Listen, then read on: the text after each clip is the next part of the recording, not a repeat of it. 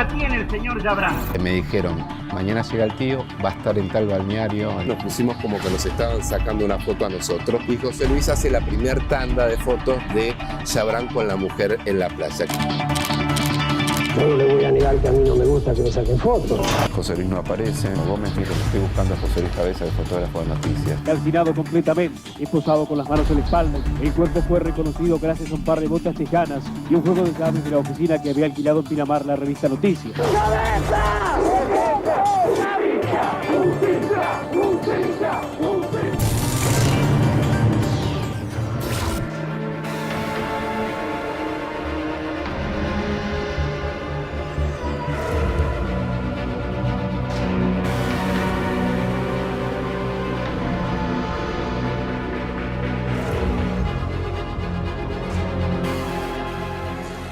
Un crimen que conmocionó al país, lo tuvo paralizado durante meses y meses.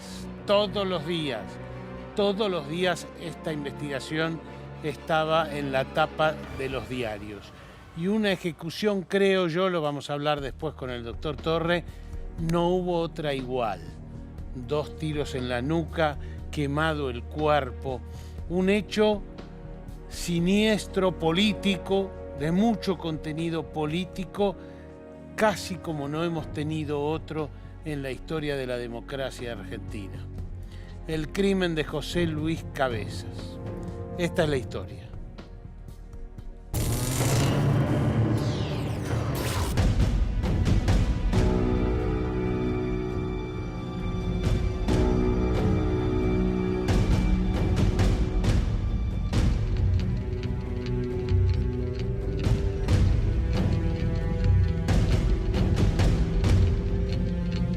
Durante el mes de febrero de 1996, haciéndose pasar por un turista que capturaba un recuerdo familiar, el reportero gráfico José Luis Cabezas fotografió al empresario postal Alfredo Chabrán mientras caminaba junto a su mujer por la playa en la ciudad balnearia de Pinamar.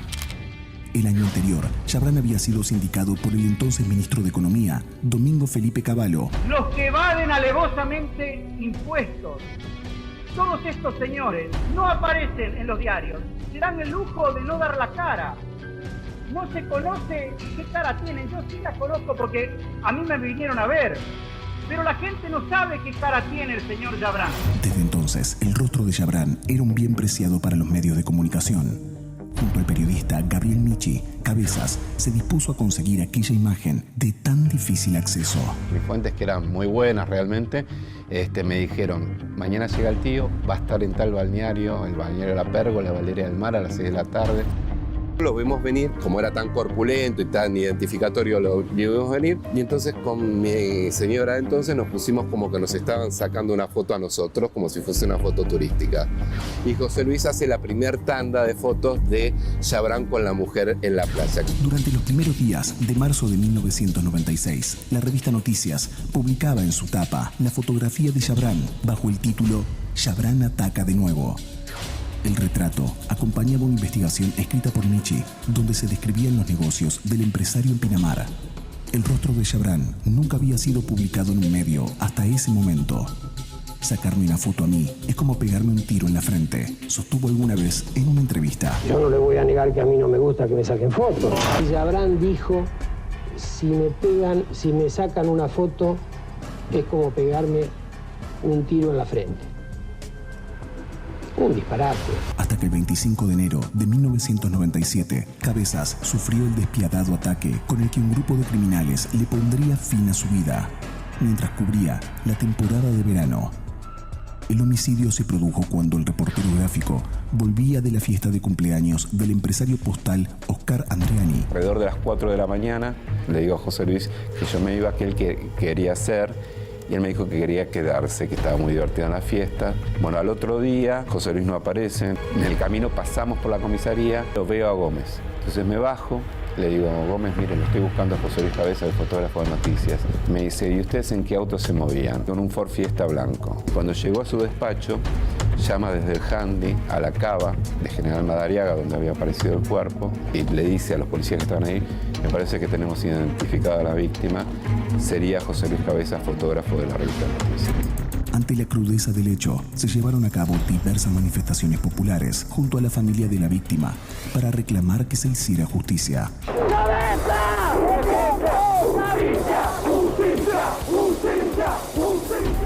Aún hoy, un interrogante se mantiene vigente. ¿Por qué mataron a Cabezas?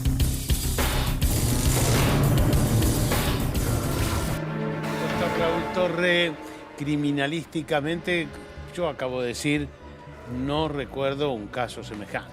Bueno, indudablemente quien ha gestado este caso, que pareciera tener una muy importante planificación, pese a la sencillez del escenario, a la poca información desde el punto de vista de esos relevos que se hicieron del sitio, etcétera, ha procurado indudablemente generar una gran conmoción, y esto así ha ocurrido. Ha generado una gran conmoción, y yo creo que desde el punto de vista mediático y de la conmoción sociopolítica argentina, no recuerdo otro hecho de esta magnitud de la segunda mitad y principios del siglo XX. Segunda mitad del siglo XX, principios del siglo XXI. En principio a José Luis Cabezas lo secuestran y lo llevan con vida hasta la cava donde le pegaron los tiros. Esto es la información que se recoge de la autopsia. Luego hay una discusión desde el punto de vista pericial si fueron 1 o 2 disparos. Y no es un dato menor, porque la autopsia recupera uno de los proyectiles, si hubieran existido 2,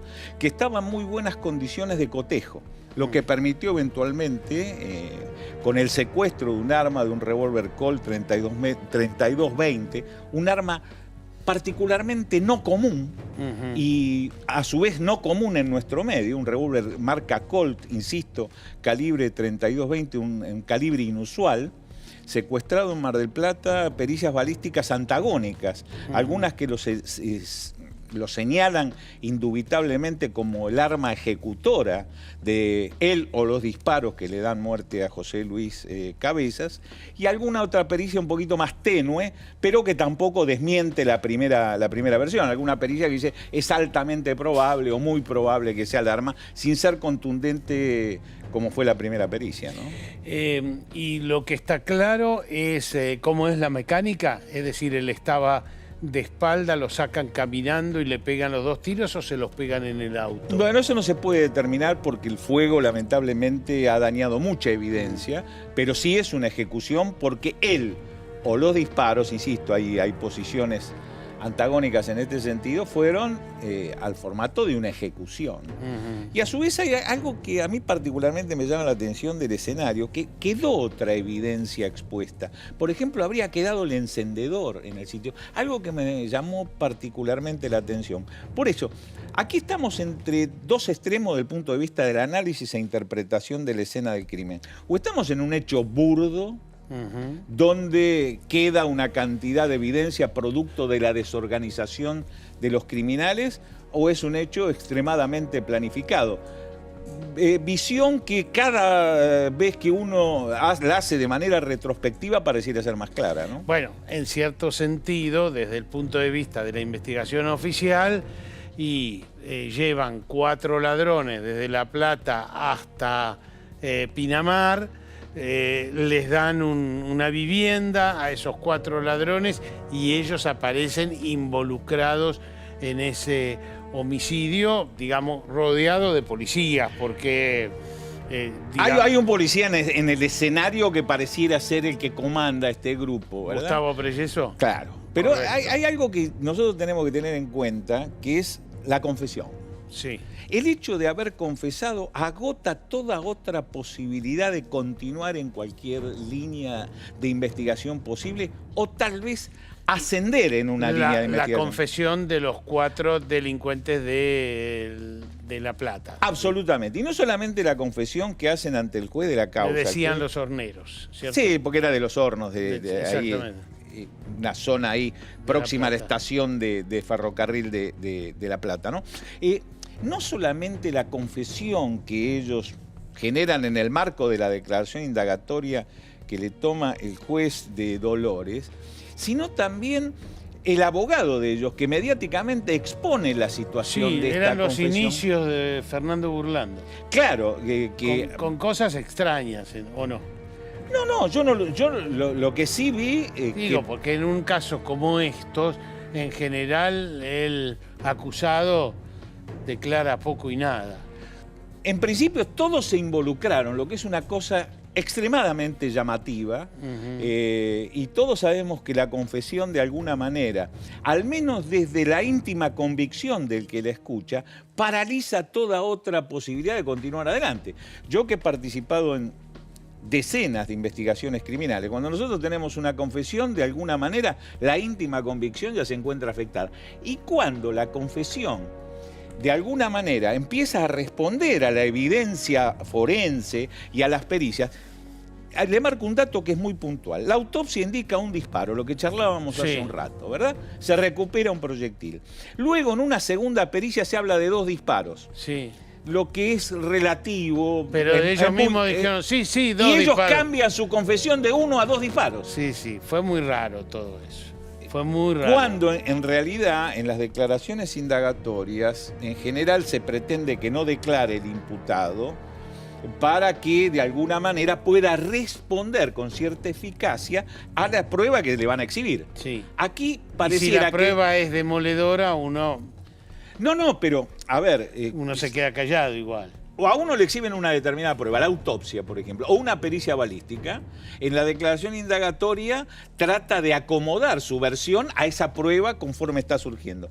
Aquí era lo contrario. Las declaraciones se acomodaban a la prueba para que de alguna manera fuera más cargosa, ¿verdad? O sea, estaba claro que la confesión, indudablemente, a mí me da la sensación que paralizó toda otra posibilidad. Digamos, ¿no? Pero está claro que es un crimen por encargo. O sea, que los mandan a hacer, los mandan a asesinar, quien fuera, digamos, es una ejecución por orden de... Yo en lo personal, no tengo otra visión que esa. Luego, también no es un detalle menor el hecho del escenario que se deja. Sí. ¿En qué lugar? En el sitio donde todos los movimientos sociopolíticos argentinos estaban presentes. En Pinamar. En Pinamar, en ese mes. Centro político. Por lo menos para la época vacacional, ¿verdad? Y la verdad que la revista Noticias de la editorial Perfil había metido 2 bombazos tremendos. Uno, una nota sobre llamada a la maldita policía. Sí, con la foto del comisario Klosik. Sí. Exactamente, donde mostraban todas las propiedades de los comisarios de la policía bonaerense. Y otra con la foto de Yabrán. Con la foto de Yabrán, luego que el ministro Cavallo, o exministro en ese momento, hicieron una exposición en el Congreso de la Nación censurando su participación que podía tener que ver con los correos, bueno, etcétera. Es que Yabrán dominaba los aeropuertos, los correos, etcétera, etcétera, y era un personaje misterioso, en teoría vinculado a Carlos Menem. Bueno, de alguna manera fue recibido en la Casa de Gobierno, cuando era en principio sospechoso de esto. Yo voy a insistir con lo mío, que es el aspecto criminalístico, el escenario. Este claramente es un escenario que lo que procuraba era conmocionar. El hecho de la presencia de las esposas, el hecho del fuego, lo cruento del caso. O sea, tenía esposas puestas. Tenía colocadas las esposas. Correcto. ¿El fuego destruye toda la evidencia? Destruye, a ver, el fuego elimina gran parte de la evidencia, no invalidó una autopsia médico-legal y la mecánica de muerte. El fuego también lo que permite es saber si se realizó en vida de la víctima o post-mortem.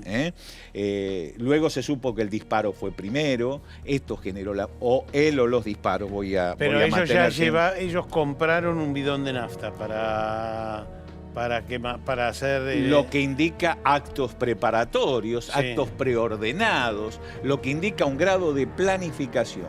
O sea, ya sabían cuando compraron la nafta lo que iban a hacer. Y probablemente yo creo que lo que lleva de alguna manera a lo más perverso de la cosa, ahora sí, desde el punto de vista criminológico, no criminalístico, es que se secuestra un revólver marca Colt calibre 32-20 en Mar del Plata, se le secuestra a una banda vinculada a la narcocriminalidad y a la prostitución fundamentalmente. y también con alguna conexión colateral a algunos hechos de robo de estilo de boqueteros, ¿verdad? Donde algún banco resultó damnificado. ¿Y se supo cómo esa arma pudo haber llegado a Pinamar? No hay forma. No hay forma. Pero cuando balística examina el proyectil recuperado en la necropsia, dice que es de esa arma. No tiene ninguna duda que es esa arma e insisto. Pero nunca se pudo vincular el arma con Pinamar. No, es más, la justicia dice, me aparto de esta arma, porque dice, el arma no fue, porque no tiene forma en lo que se conoce como la verdad formal de que existiera una explicación de por qué el arma está en ese lugar. Yo quiero avanzar un segundito con el tema del arma. Yo he escuchado por ahí decir, bueno, lo que ocurre es que cambiaron el proyectil. Teniendo el arma, yo hago un disparo de experiencia, tomo ese proyectil y lo cambio por el de la autopsia. Pero esto no era posible porque el proyectil recuperado en la autopsia, inmediatamente a eso, la policía científica le hace todo el rodado del además proyectil. No se sacó de la cabeza de José Luis Cabezas. Se recuperó en la autopsia. Sí. Pero ¿qué hace balística? Ni bien se saca se extrae el proyectil, le hacen un trabajo de fotografía del rodado, donde se ven los signos microscópicos, que son los identificatorios del proyectil. No hay forma de cambiarlo. Bueno, es un misterio, es otro más de los misterios que yo quedan pienso que es de alguna manera el que hace de pivot, porque uno dice, ¿qué hace esta arma en este lugar cuando no hay ninguna explicación? Por cierto, fueron sometidos a la acción de la justicia, toda esa banda, donde había una suerte de jefa, la que se conocía con el alias de Pepita la Pistolera, autora de un triple homicidio. Por cierto, ella, de manera directa, mató a 3 personas una noche, según sus dichos, porque pretendieron abusar de ella, ¿verdad? Y digo, según sus dichos, porque hubo dudas sobre cómo se generó, pero fueron absueltas. Esta es la trama del asesinato de José Luis Cabezas. La Sociedad Interamericana de Prensa ha condenado el asesinato de un periodista de la revista argentina Noticias. El fotógrafo José Luis Cabezas fue asesinado el fin de semana y sus colegas argentinos especulan que el crimen tiene connotaciones políticas. El crimen de José Luis Cabezas estuvo atravesado por diversas intrigas que llegaron a salpicar al poder político de la época.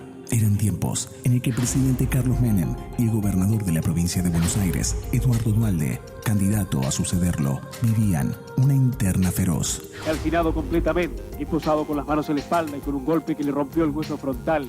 El cuerpo fue reconocido gracias a un par de botas tejanas y un juego de llaves de la oficina que había alquilado en Pinamar la revista Noticias. Con la sombra del accionar de la policía bonaerense ganando la escena, la investigación fue categórica. La justicia determinó que un grupo de policías orquestó el asesinato y usó como mano de obra a 4 ladrones del barrio de Los Hornos, en La Plata. Se los conocía como la banda Los Horneros. El 2 de febrero de 2000, en juicio oral y público, fueron condenados a prisión perpetua. El mismo fallo dio por probado que el policía Gustavo Preyeso fue el encargado de reclutar a estos individuos para realizar operaciones especiales en la costa atlántica. A su vez, Preyeso respondía a Gregorio Ríos, jefe de seguridad del empresario Alfredo Chabrán, y a la gestión del comisario Alberto La Liebre Gómez, quien liberó la zona. Fueron los pasos que se siguieron para consumar el crimen de Cabezas. De acuerdo a lo que arrojó la investigación policial, la razón del atroz asesinato fue en venganza contra Cabezas por las fotos que le sacó al misterioso Chabrán. Sin embargo, siempre quedó la duda acerca de si no pudo haberse tratado de una represalia por parte de la cúpula de la llamada maldita policía. Porque en aquel tiempo se había generado revuelo a causa de una investigación de la revista Noticias, en donde el reportero gráfico había ayudado a poner en evidencia la increíble fortuna cosechada por un grupo de comisarios de la época. De hecho, salieron a la luz distintas fincas, así como yates y casas en Punta del Este y Miami, acumuladas secretamente por los poderosos hombres de uniforme. Gabriel Michi, compañero de José Luis Cabezas en esa temporada, compañero en Noticias. ¿Se sentían en peligro, Gabriel, o ¿O estaban tranquilos? No, a ver, mi caso particular yo no sentía que estuviésemos en peligro. José Luis había notado una serie de situaciones que él me comentó como que le generaban algún tipo de preocupación. Desde el momento en que José Luis le hace la foto famosa a Chabrán, que fue en febrero del 96, sale publicada en marzo del 96, hasta que nos vamos de temporada al verano siguiente, bueno, durante todo ese tiempo él recibió amenazas en su casa. Cuando llega a Pinamar, él llega unos días antes que yo porque tenían que hacer unas producciones, una fuente nuestra le dice, che, gente de Chabrán estuvo tratando de averiguar tu dirección en Buenos Aires. Y él me lo cuenta a mí. Sí. Y a partir de eso se suceden una serie de episodios que José Luis como que estaba como atento a esto. Una es el comisario de Pinamar diciéndole, qué linda que es tu gorda, refiriéndose a Candela, la hija de José Luis, que tenía unos meses ahí.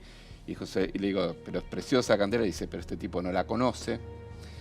Otra de la... Le sonó amenaza. Le sonó raro, sí. Y después sí nos pasó que un día que estábamos haciendo la recorrida, vemos los autos de Chabrán en un balneario, intentamos llegar a él, tuvimos que dejar el auto afuera y nos cortaron la goma del auto haciendo ese seguimiento. Y después yo tuve otro episodio 6 días antes del crimen, yendo hacia Valeria del Mar de noche, yo sin José Luis, lo veo a Chabrán, trato de acercarme para pedirle una entrevista y tuve un ida y vuelta con los custodios, que vale decir, son custodios que venían, muchos de ellos, de la represión ilegal de la dictadura. El crimen de José Luis Cabezas es como un crimen anacrónico, porque parece extraído de la época de la dictadura militar, por toda la modalidad, ¿no? El secuestro, llevarlo a una cava, liberar la zona, como hizo la policía esa noche, para que el crimen se pueda cometer, prender fuego y demás. Todo parecía extraído de la época de la dictadura. Sin ¿no? ninguna duda. Todos estos hechos son porque cualquiera que nos está viendo, una gran parte de los que nos están viendo no vivió la época. Entonces te preguntarían, pero por una foto, una foto mueve semejante crimen, una persona que además no quería salir en fotos, termina produciendo el hecho de más repercusión en la historia de la democracia. Bueno, yo creo que la foto es algo simbólico, digamos. O sea, obviamente la foto le molestó y sabemos que le molestó y lo confesó el propio Chabrán, que le había molestado la foto, pero no para cometer un crimen, según sus palabras, ¿no?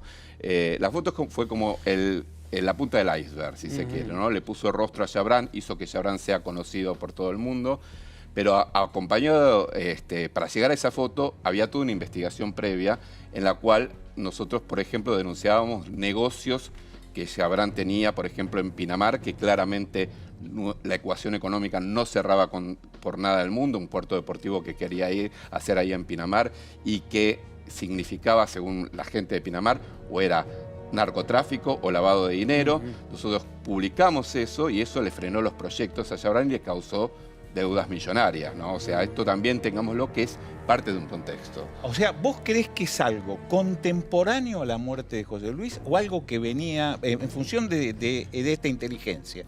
¿O algo que venía de antes? Algo que porque acá lo que nos llama la atención es la posibilidad de planificación para esto. Bueno, ¿tu visión cuál es? Vos que estabas dentro. Para mí hubo una planificación que está demostrada también judicialmente por el Excalibur famoso, el cruzamiento de llamados, donde los contactos de Chabrán con el asesino de Cabezas, con Gustavo Preyeso, el policía, eran de antes del crimen, que se reunieron un mes antes del crimen en las oficinas de Chabrán, confesado por Chabrán y confesado por Preyeso. Pensemos quién era Chabrán. Ellos diciendo que coordinaban los temas de seguridad de Chabrán en Pinamar. Dijeron, ¿no?, que en realidad la excusa que dio Preyeso en su momento fue que le fue a ofrecer un sistema de alarmas, claro, en forma privada, digamos, ¿no? Cosa que se demostró incluso por los propios llegados del propio Preyeso, que él nunca se dedicó a eso, nunca tuvo ningún acceso a vender alarmas. Y lo que dice, en cierta medida, la confesión que hace la esposa de Preyeso, Silvia Belauqui, cuya confesión lleva al pedido finalmente de detención de Chabrán, por el cual él se fuga y después se suicida, es que en esa reunión le dijo a Chabrán, a Preyeso, que quería pasar un verano sin la molestia del periodismo, ¿no? Básicamente, y particularmente nosotros éramos los que más investigábamos a Chabrán, ¿no? Pero vos, entonces, para el que nos mira del otro lado, decís, no es solo la foto, sino que era un conjunto de investigaciones. Sí, y aparte que nosotros, si bien esto se sabe que estuvo planificado de antes, nosotros el verano donde lo asesinan a José Luis, buscamos también volver a acceder a Chabrán ya teníamos la foto del año anterior, pero queríamos entrevistarlo, digamos. Estos desafíos periodísticos que uno se plantea, que cuanto más difícil, más lo seducen, digamos, ¿no? Entonces, buscábamos poder entrevistarlo a Chabrán. Lo que no sabíamos es que cuando nosotros hacíamos guardia cerca de la casa de Chabrán o en el balneario que había alquilado, todos nuestros movimientos estaban siendo seguidos porque había una planificación por parte de Preyeso y los horneros, por un lado, con la supervisión de policías de la comisaría de Pinamar, que le pasaban la información de todos nuestros movimientos, pero por otro lado que hacían un seguimiento y después liberaron la zona para que el crimen se cometa. Ahora, ¿no? nadie puede negar que esto iba a generar, en ese escenario que estuvimos describiendo con Tuné, una conmoción como la que realmente ocurrió. Sí.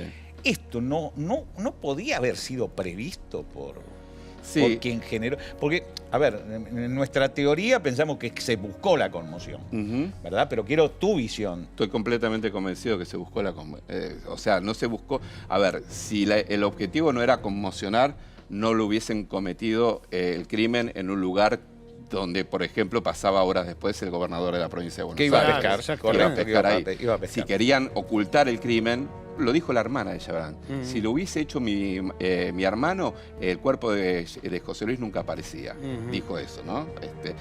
Como tratando de justificarlo. Pero yo creo que se quiso generar una conmoción. O sea, se quería exhibir. Se quería exhibir el crimen como diciendo un mensaje mafioso al periodismo en particular, diciéndole, ojo, que hay poderes que no se pueden tocar hacia nosotros, que habíamos investigado a Chabrán y todo su entramado mafioso, pero también creo un mensaje hacia Duhalde, con el que estaba enfrentado en ese momento con Carlos Menem, y que le había frenado algunos negocios a Chabrán en provincia de Buenos Aires. Ahora, esto llevamos discutiéndolo 20 y pico de años con Gabriel.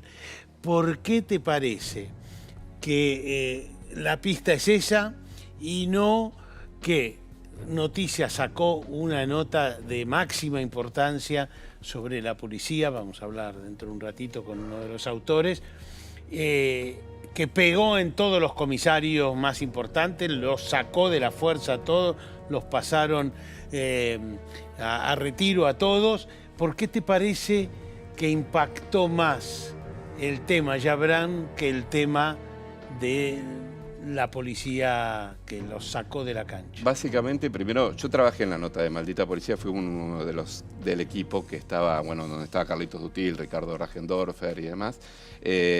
Y el impacto, es cierto, descabezó a toda la policía bonaerense de ese entonces, Cloxic entre ellos, ¿no? El jefe de policía. Y la foto principal la sacó José Luis. Pero José Luis fue como fotógrafo ahí, digamos, y era una foto que le hizo él que le podía haber hecho otro fotógrafo. Pero era contra la revista, sí, no puede solo ser, contra pero José Luis. La verdad que hasta lo que se ve judicialmente, más allá de la mala maniobra de la policía en la investigación del caso, son todos elementos que, digamos, en cierta medida apuntan a la pista que finalmente sale. O sea, ni bien se produce el crimen, ni bien te dicen a vos, lo mataron a José Luis. ¿Vos para dónde fue tu cabeza? Para mí fue para Chabrán. De hecho, en el momento que yo voy a la cava, no pude reconocer nada porque no quedaba, estaba todo quemado el cuerpo de José Luis, pero después me llevan los policías, entre ellos el comisario de Pinamar, en un auto. Por suerte atrás venía un vehículo con amigos míos. Me llaman de la revista preguntándome qué había pasado y yo digo, lo mataron a José Luis, este fue el hijo de puta de Chabrán. Inmediatamente. O sea, lo tuviste claro desde el primer momento. Sí, y después lo que es importante marcar es que hay pruebas objetivas. El Excalibur es una prueba objetiva.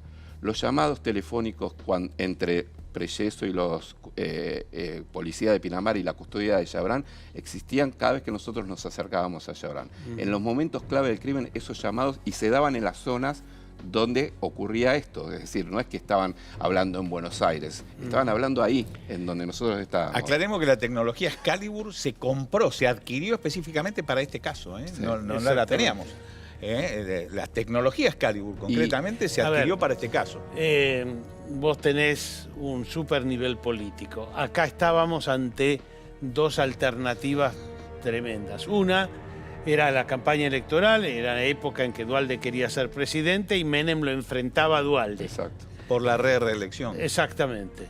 Y entonces, una pista era, fue la policía de Duhalde, lo cual hubiera sido una catástrofe para la campaña de Duhalde, y Duhalde respondió, no, fue el empresario de Menem. ¿No te parece esa alternativa? Las pruebas, yo me remito a lo que investigué. Las pruebas apuntan directamente a esto y son pruebas objetivas. Digo, más allá de los testimonios, porque vos decís los testimonios pueden llegar a ser alterados. Hay pruebas. No hay ninguna prueba que haya vinculado materialmente. Pero ¿no? Eran todos policías los que actuaron. Sí, pero eran policías. Los que llevaron a los horneros de Buenos Aires de La Plata. Pero vos sabés cómo operaba la policía en la provincia de Buenos Aires. Sí, por eso digo. Hacían sus propios kioscos, no, porque sus propios no hay negocios. Elemento objetivo. No, digo eran todos policías. De una institucionalidad, de una jerarquía de la policía bonaerense dando instrucciones, maten a este periodista porque así mandamos un mensaje. Las pruebas apuntan al otro lado. Yo creo que hubo más policías involucrados en el crimen, que no fueron juzgados, los que estuvieron a cargo del servicio de calle esa noche en la comisaría de Pinamar, que fueron los que permitieron que se libere la zona. Creo que, el comisario fue condenado finalmente en un segundo juicio. Creo que la policía intentó encubrir el crimen. De hecho, ustedes hablaban hace un rato del tema de el arma. Sí, sí. Para mí fue plantada por la policía bonaerense, el arma que después se prueba que había sido una de las que se utilizó en el momento del crimen. Digo una porque hubo otra más, que fue una arma que Preyeso, a través de Aníbal Luna, le secuestra a un delincuente que estaba por robar a la gente que salía del casino de Valeria del Mar. Cierto, la segunda arma, Capristo se llamaba ese hombre, porque se usaron dos armas para amenazar a José Luis y una que disparó. Esa fue plantada y es más, hablando con los instructores judiciales, los que llevaron adelante el juicio y demás, todos están convencidos de esto, que la bonaerense intentó encubrir eso porque creían también que había más policías involucrados y proteger a su propia fuerza, ¿no? Gracias, Gabriel. Gabriel Michi, compañero todo el tiempo de José Luis Cabezas. La trama respecto de Yabrán, ¿fue el autor de este crimen? Si me sacan una foto es como pegarme un tiro en la frente.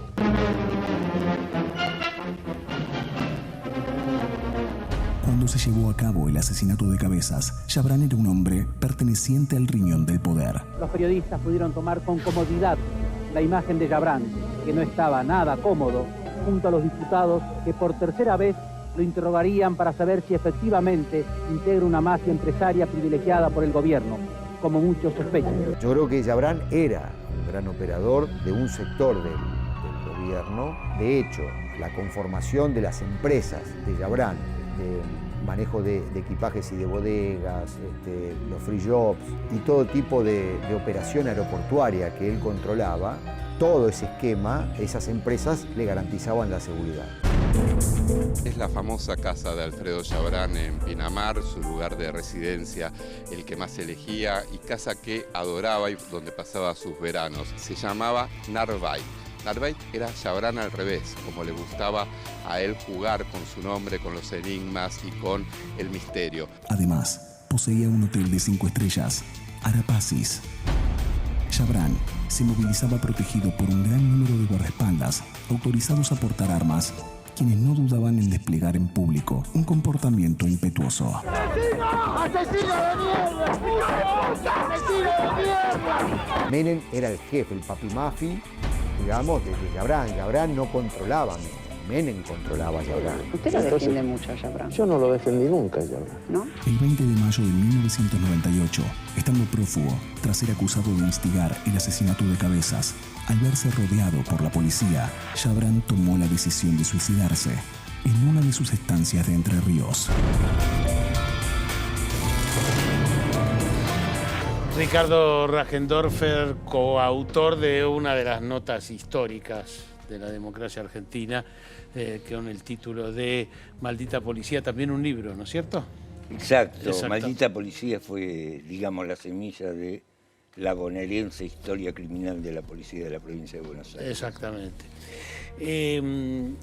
¿Cuál fue la lógica de esa nota y de ese libro? Mira, la nota en sí, hasta ese momento, siempre que se hacían notas sobre la policía bonaerense o sobre cualquier otra agencia policial, únicamente se hablaba de cosas tales como el gatillo fácil, que tal vez sea el único delito sin fines de lucro que cometía esa gente. En ese sentido, con Dutil, con Gabriel Michi y con un grupo de compañeros de la revista Noticia, empezamos a hacer la nota a la cual vos te referís, y por esas cosas de la vida nosotros empezamos a ver, nos empezó a llamar la atención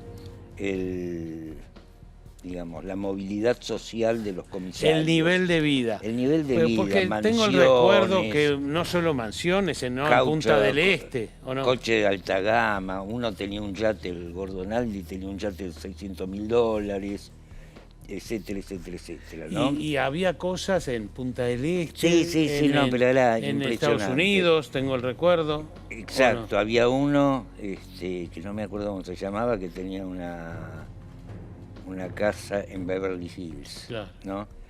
En consecuencia empezamos a comprender que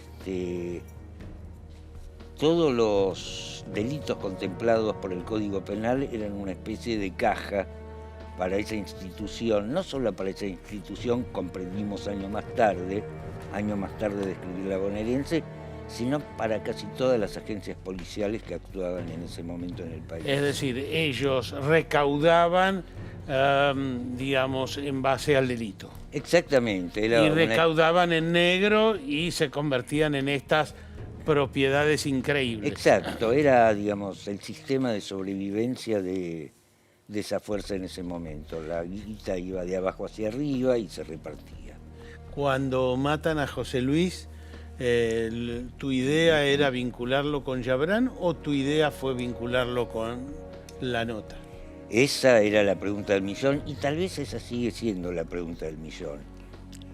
Yo me acuerdo que nosotros estábamos avanzando con Carlos Dutil en nuestro libro de La Bonaerense cuando una noche de enero, del 21 de enero, creo del 23 de enero, me llama un fotógrafo compañero nuestro, Guillermo Cantón, y me dice que lo habían matado a cabezas, lo habían matado en Pinamar. Por esas cosas de la mente, de la concentración que uno tiene cuando escribe, escucho eso, cuelgo y sigo escribiendo, y 5 segundos después, digamos, tomo conciencia de lo que había escuchado, lo llamo a Dutil, que en ese momento se encontraba en La Plata, y le digo, y Dutil, tras un pesado silencio, dice, nos declararon la guerra, nos declararon la guerra.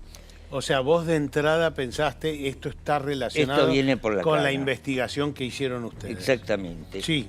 Ahora, sí. como le preguntábamos a Michi hace un rato, indudablemente que el que generó este hecho no tiene dudas, no puede tener duda de la conmoción que va a estallar en la red.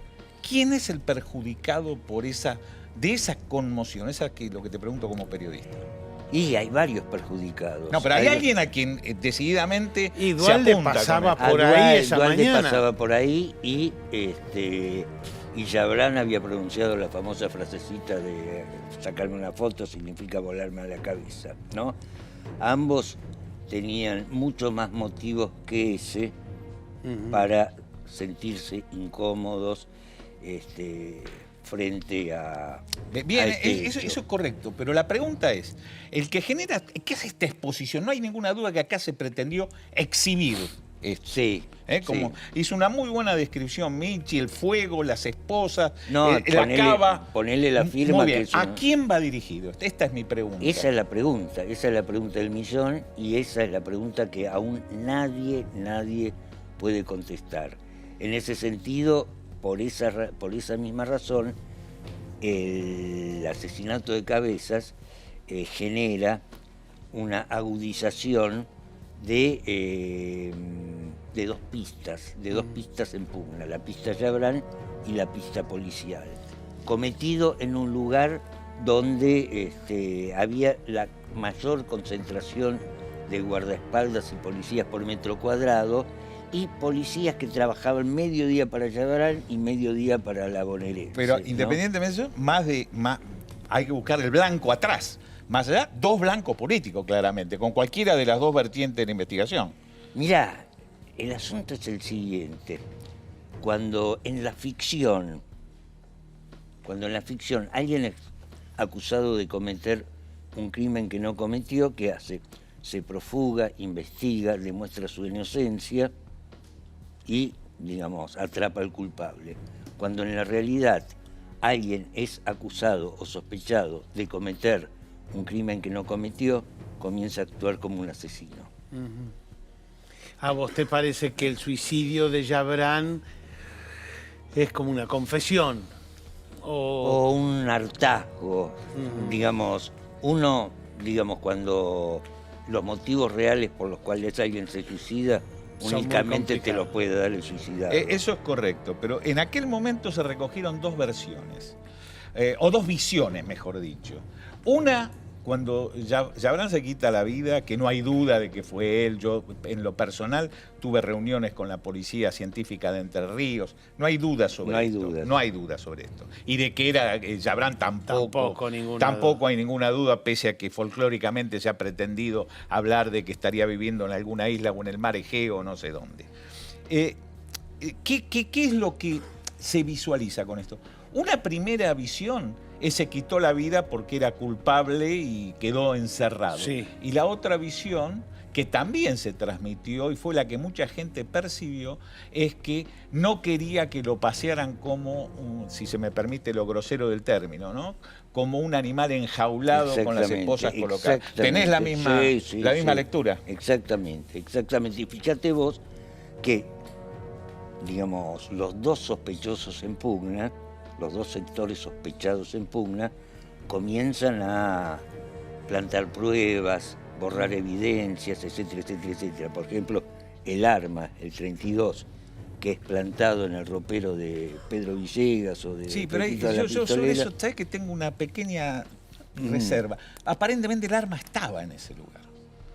Y lo que resulta curioso es que de pronto aparezca un informante, que vos lo vas a recordar bien. Redruello.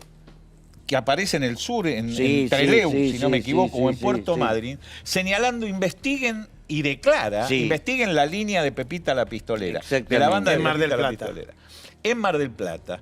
Y ahí se practica ese allanamiento, con orden judicial, por cierto. Exacto. Donde se recupera Pero este nunca se pudo establecer la conexión de esa arma de Mar del Plata con Pinamar. Lo que sí se pudo establecer la conexión entre Redruello y la bonaerense.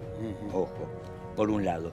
Por otro lado... Pero se hablaba de gente de inteligencia, ¿no? Sí. Bueno, es que acá... Por otro lado, vemos, por ejemplo, así como, digamos, está las sospechas solamente sobre la llegada de ese arma al ropero de los Pepitos, está también el famoso video en el cual escrachan a un oscuro abogado, que en este momento es el presidente de la DAIA, tratando de convencer a un testigo que había declarado en contra de Gregorio Ríos, el jefe de la seguridad de Chabrán, que cambie su declaración para no perjudicarlo. O sea, digamos, en ambos había de costados, todo porque era una pelea política tremenda. Exacto.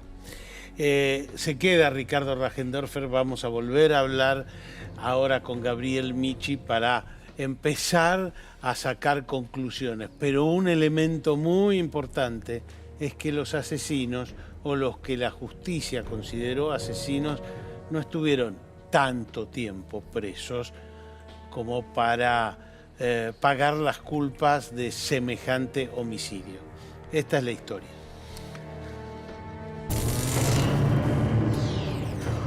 ¡Cabeza!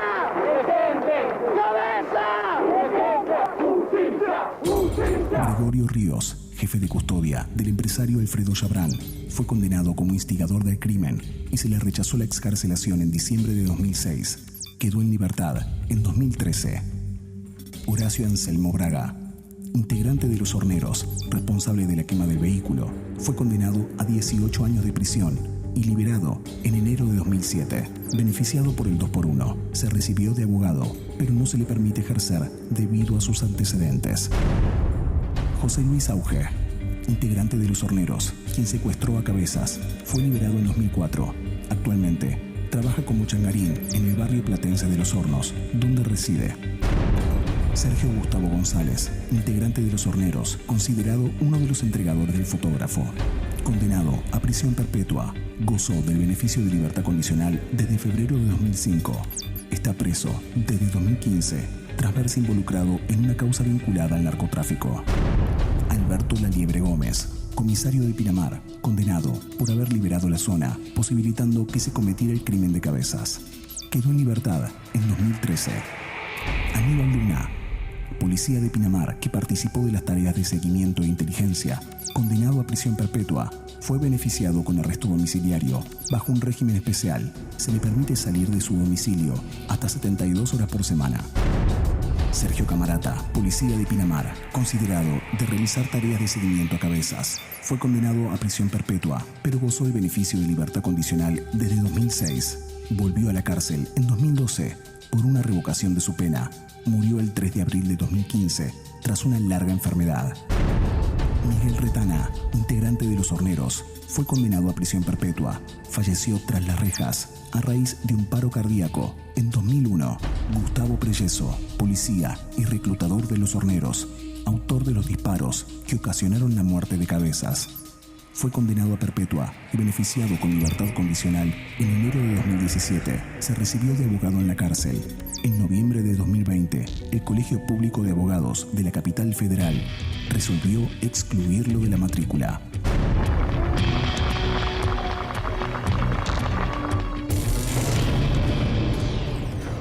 Gabriel, en este homenaje que le estamos haciendo a José Luis, ¿estás convencido que el autor intelectual fue Chabrán? Sí, yo estoy convencido que fue Chabrán, que los que participaron, que fueron condenados, participaron todos ellos, que quedaron fuera de juicio más policías y custodios de Chabrán que participaron del crimen, porque no hubo pruebas para involucrar o no las suficientes.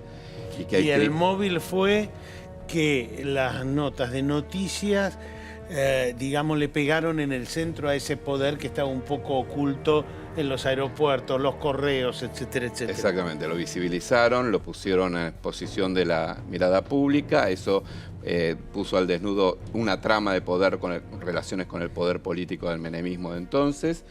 También puso sobre el tapete que el hombre tenía custodias, casi todos salidos de la dictadura. De la dictadura, de hecho, Comando Máximo estaba dentro de una empresa que se llamaba BRIDES, que era Brigada de la ESMA, comandada por represores de la dictadura como Dinamarca, Donda Tigre, el Trigue Acosta, entre otros, y esos son los que ordenaban un ejército que en total, entre los que custodiaban a Chabrán, que eran 35, y a su familia, y los que custodiaban sus empresas eran un ejército de 670 personas. Wow.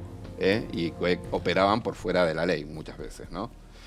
Mi conclusión es un crimen, obviamente que tuvo un correlato político, fue un mensaje mafioso para el periodismo y para toda la sociedad argentina, y fue un hecho bisagra en la historia del periodismo argentino, porque después del crimen de José Luis, gran parte por la reacción social que hubo y de los medios y de los periodistas, se evitó que hubiese otros casos Cabezas.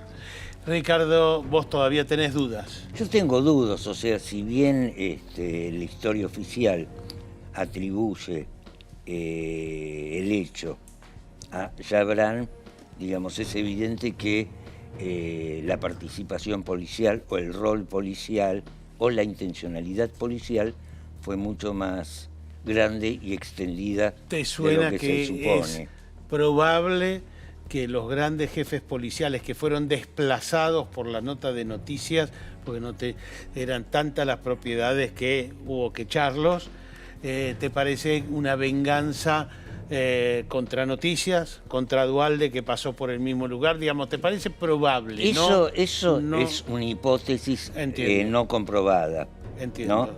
En ese sentido, digamos, se podría suponer que el de José Luis fue un cadáver que le quisieron tirar al escritorio de Duhalde. Puede ser que haya sido una advertencia de la revista Noticias, puede ser que haya sido una advertencia al periodismo en general, pero lo que sí estoy seguro de que el hecho en sí escapó, los efectos del hecho escaparon al control de sus hacedores, puesto que esa advertencia generó una reacción de la sociedad tremenda. Exactamente. Que sigue hasta hoy. Exactamente. Gracias a los dos. Doctor Torre, expuestas las dos vertientes, hubo una oficial, ¿hay cosas técnicas criminalísticas que faltan develar a más de 2 décadas? Ocurre que lo que hemos visto nosotros, lo que hemos analizado, es opinable. Esto es real. Por ejemplo, si el arma estaba en el lugar o fue colocada después. Aquí ya entraría una variante que nos acompleja la posibilidad de una conclusión certera. Pero yo creo que las variantes son válidas, que el hecho, si bien está cerrado desde el punto de vista de la secuencia judicial, cosa juzgada. No, Yabrán no, porque nunca llegó a juicio. Sí. Bueno, pero fue digamos, Yabrán... la gente que estaba vinculada a él está condenada. Correcto. Con condena firme, con autoridad de cosa juzgada. Yo pienso que desde el punto de vista de la investigación periodística, más que nada, y a los aspectos criminológicos y criminalísticos, todavía ofrecen la posibilidad de alguna opinión, que no va a ser más que eso, porque así tuviéramos algún nuevo autor intelectual. Hoy no sería condenado. Hoy no podría ser condenado por la prescripción, ¿no? Gracias. La política estuvo en el centro de este asesinato. No lo dude, era un momento en el que, si se decía fue la policía de Duhalde, era un golpe para Duhalde. Y él manejó buena parte de la investigación. Del otro lado, si fue Yabrán, fue Menem, iba para ese lado y era parte de esta guerra política. Como siempre, cuando la política se mete, es muy difícil saber la verdad.